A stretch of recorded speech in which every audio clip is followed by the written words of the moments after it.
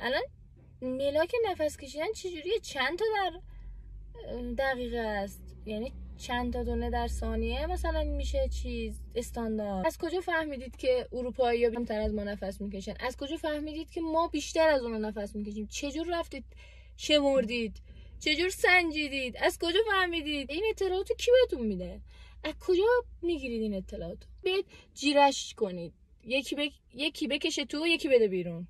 اون یکی حبس کنه، اون بکشه بیرون. اروپایی‌ها چیکار میکنن؟ یعنی با آبشش نفس میکشن، یعنی میرن زیر دریا نفس میکشن، اکسیژن کم استفاده میشه، آبشش دارن.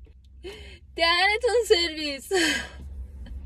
الان ما اکسیژن نیست کمتر نفس بکشید، آب نیست دوش نگیرید کم آب استفاده کنید، آب نخورید چون که آب نیست. برق نیست برق رو قطع میکنیم، یا اینکه وسیله برقیاتون از برق بکشید. نمیدونم برق لامپ یه دونه روشن کنید چون برق نیست.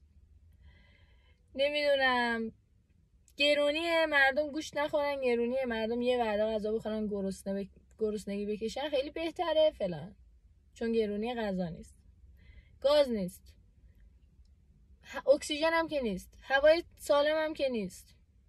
چی هست؟ بیایید راجع به هست ها حرف بزنید.